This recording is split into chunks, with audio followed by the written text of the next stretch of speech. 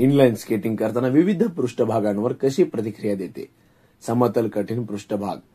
समतल आणि कठीण पृष्ठभाग जसे की कॉन्क्रीट किंवा अशानं देखील इनलाईन स्केटिंगसाठी आदर्श असू शकतात.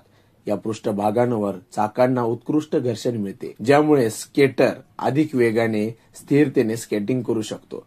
घर्षणामुळे चांगली पकड मिळते आणि पृष्ठभागांवर नियंत्रण ठेवणे सोपे होते. कच्चा किंवा अर्धसमतल पृष्ठभाग.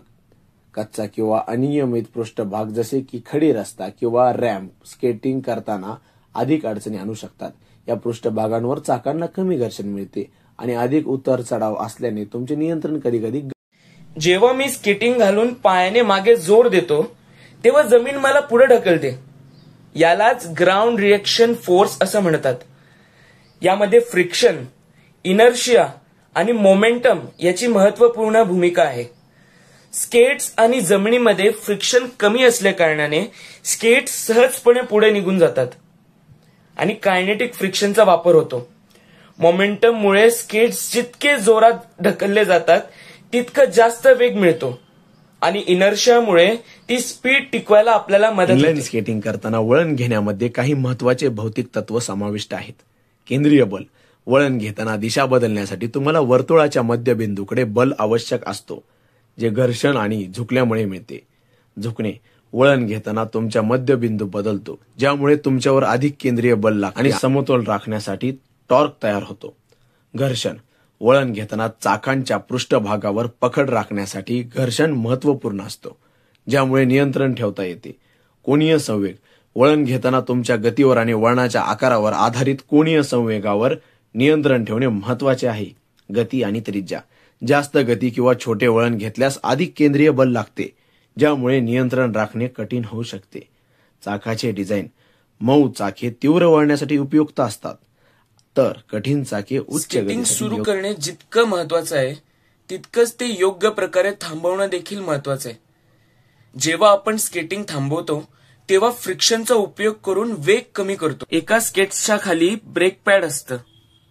मागचा पाय पुढे नेऊन टाच जमिनीवर दाबायचे असतात, ज्यामुळे फ्रिक्शन निर्माण होतं आणि स्केट्स हळूहळू थांबतात. इथे गुरुत्वाकर्षण आणि फ्रिक्शनचा खूप प्रभाव. स्केटिंग थांबवण्यासाठी वेगवेगळ्या पद्धतीचा वापर केला जातो. त्यातला पहिला वापर केला जातो तो टी स्टॉप. यात फ्रिक्शनचा वापर करून स्पीड कमी केली जाते. यात एक पाय पुढे स्केट करायचा असतो आणि दुसरा पाय मागे नेऊन टी आकार तयार करायचा असतो. मागचा पाय जमिनीवर ओढल्यामुळे फ्रिक्शन वाढतं आणि स्केटिंगचा वेग कमी होतो. यामध्ये न्यूटनचा पहिला नियम लागू होतो, तो म्हणजे every object will remain at rest or in uniform motion in a straight line unless compelled to change its state by an action of an external. दुसरी पद्धत आहे प्लॉट स्टॉप, ज्यात सामान्य बल आणि फ्रिक्शनचा वापर केला जातो.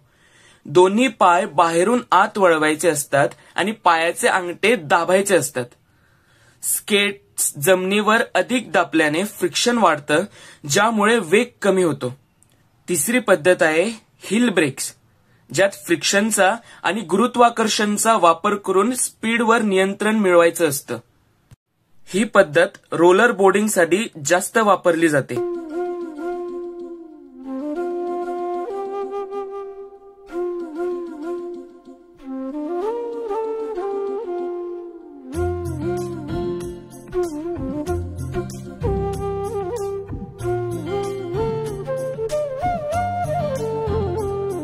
रंगात रंग तो श्याम रंग पाहण्या नजर भिरभिरते. ऐकून तान विसरून भान ही वाट